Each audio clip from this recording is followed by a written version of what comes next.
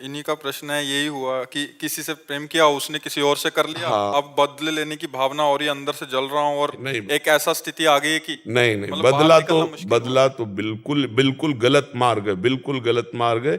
चुपचाप सह जाओ और अपनी गलती मानो, अपनी गलती मानो कि हम बिना पहचान किए, बिना परिचय किए इस तरह से तमाशा देख डाला। नहीं तो किसी से प्यार करने के पहले कुछ दिन तटस्थ भूमिका निभाओ, देखो व्यक्ति का स्वभाव क्या है।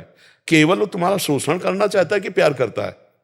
वो जो तुरंत हमारे आकर्षण में आकर तुरंत हैवी प्यार दिखाने लगे, समझ लो ये व्यक्ति प्यार नहीं कर रहा, ये केवल वासना का भूत है, अपने भूत मिटाना चाहता है, चाहे लड़की हो चाहे लड़का हो। हम प्यार करने के लिए कभी मना नहीं करते, लेकिन किसी एक को चयन करो और आजीवन निर्वाह करो, तब तो तुम्हारा प्यार पवित्र और सुरक्षित माना जाएगा। आज कल परसों नरसों, इसे जानते हो क्या कहते हैं? व्यभिचार। जो कई पुरुषों से संबंध रखे उसे क्या कहते थे हमारे समाज में? जो कई स्त्रियों से, वो क्या संबंध? आज इसे खिलवाड़ समझा जाता है। इसीलिए हमारे बच्चे और बच्चियों की बड़ी बौद्धिक स्तर की हानि हो रही। तो हमें लगता है कि आज हमारी जो समाज है, गर्लफ्रेंड बॉयफ्रेंड गंदे आचरणों की तरफ बढ़ रहे। फ्रेंड बनना कोई हम निषेध नहीं करते, दोस्त तो स्कूल में 50 होते हैं, नहीं होते, लेकिन दोस्त का मतलब व्यभिचार तो नहीं होता ना, दोस्त का मतलब गंदा आचरण तो नहीं होता ना। तो आप गंदा आचरण क्यों करते हो? दोस्त बनाओ, दोस्त तक रखो, और जब आपको इस कार्य में उतरना हो तो माता पिता को सम्मिलित करो और पाणी ग्रहण संस्कार करो, फिर जाओ गृहस्थी में आनंद लो। लेकिन अब ऐसा आधुनिकता चल गई है कि लिव इन रिलेशन चल गया है। वो पति वरण करेगी तो वो पति के साथ रह पाएगी, या ऐसा पुरुष पत्नी को अपने प्राण प्यारी मान पाएगा? तो अब जब ये नहीं होगा तो कलह अशांति और सब बढ़ता ही चला जाएगा। अब भोगों में सुख है नहीं। अब नए नए बच्चे जब भोगों में उतरते हैं तो सुखानुभूति होती नहीं है, तो फिर व्यसन करते हैं, ड्रग्स है, गांजा है, चिले, ये सब जीवन बर्बाद हो रहा है। तो आप लोग जैसे विज्ञ जन हैं, संभालो हमारी नई पीढ़ी को। हम महाराज जी, ये भी बहुत बड़ा कारण हो जाता है कि फिर शरीर को नष्ट करने का, कि अभी रहा नहीं गया, मानसिक तनाव से हाँ बाहर नहीं बहुत, आ पाए, बिल्कुल फिर हाँ एक बहुत। ऐसा नहीं, हम फिर समझ रहे हैं, हम उसमें घुस के समझ रहे हैं। जैसे बच्चे बात करते हैं ना, तो इनके हम दिमाग में घुसते हैं, इनके दिल से दिल मिलाते हैं, तब छरछरा उठता है कि यार इसकी स्थिति क्या होगी, क्या हो। अब एक कोमल हृदय, मतलब सरल हृदय, चाहे लड़की को चाहे लड़के को, अब नई अवस्था है, अब उन्होंने दे दिया, अब वो तो जी जान से प्यार करता, वो देख रहा उसके साथ हंस रही, उसके साथ बात कर रही, अब वो कह रहा है तुम उसके साथ क्यों बात कर रहे हो, तो क्या तुमने हमें खरीद लिया है क्या?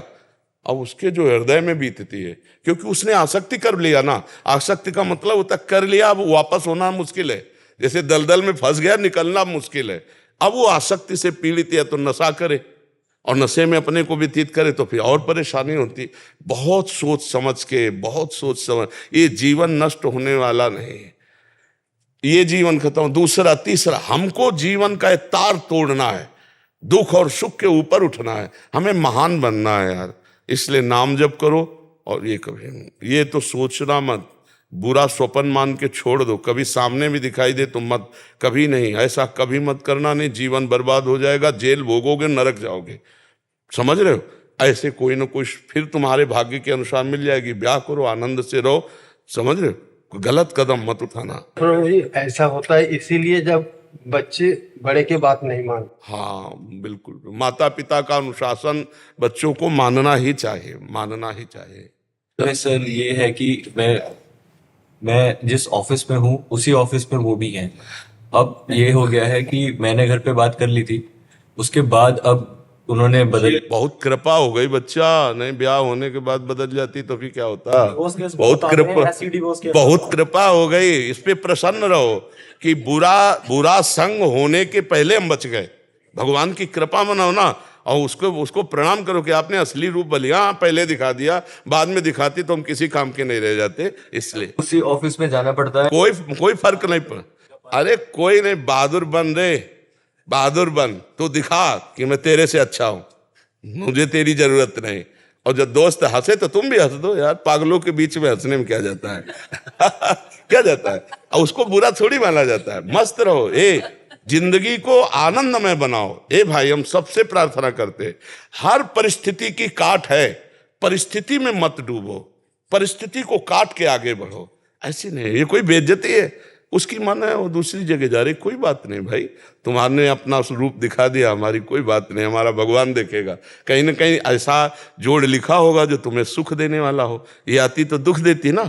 आनंदित रहो, भगवान के भरोसे रहो और नाम जप करो, कभी कुछ गलत मत करना। उसको भी जब प्यार से देखो ना तो मन से प्रणाम करो कि अच्छा हुआ प्रभु ने आपका रूप दिखा दिया, नहीं तो पीछे मुझे बहुत धोखा होता। ऐसा किसी का हित, ये जैसे बच्चे सोचते हैं मेरी नहीं हुई तो किसी के नहीं होने देंगे, ऐसे लोग सोचते हैं ना, तो फिर वो क्या करते हैं, वो जेल से थे, वो भी जेल में जाते हैं, वो किसी के नहीं होते। अपना जीवन बर्बाद और माता पिता परिवार को दुख, और इसके बाद वह जेल भोग करके फिर नरक जाना होता है। इसलिए कभी ऐसा न, जैसे कुछ बच्चे ऐसे मूर्ख होते हैं कि वो ऐसे इधर उधर सब रूप का नाश करने के लिए, जैसे वो क्या कहते हैं उसको, हाँ, अरे कभी नहीं बच्चा, कभी नहीं। और एक चीज बताएं, सच्चा प्यार तुम अगर किए हो तो प्यार का स्वरूप जानते हो क्या होता है? अगर तुम्हें उससे सुख मिल रहा है तो मैं तुम्हें कभी नहीं देखूंगा, सुखी रहो, भगवान तुम्हें सुखी रखे, जाओ उधर, इसे प्यार कहते हैं। प्यार का ये होता है कि ठीक है मैं तुम्हारे योग्य नहीं हूं, अगर तुम्हें अच्छा कोई मिल गया है तो तुम सुखी रहो, आनंदित रहो, भगवान तुम्हारा मंगल करे, हमें तो भगवान के साथ ऐसे चला जाता है। तुमने उसे प्यार किया तो उसको आशीर्वाद दीजिए, जाओ जहां तुम्हें सुख, तुम अच्छा सोचो, उसको तो निगेटिव फल मिलेगा ही, जो निगेटिव चलता है उसको नकारात्मक फल मिलता है। तुम सकारात्मक, आज हमारे पास आए हो ना, तो तुम अपने प्यार को आशीर्वाद दो कि हमने तो तुम्हें प्यार किया, तुम भले प्यार न करो, तुम्हारा मंगल हो, भगवान तुम्हें सुखी रखें। ये मार्ग है, ये अपना मार्ग है, ठीक है। शांत, अब तो बदला लेने की इच्छा लगे। हाँ जी।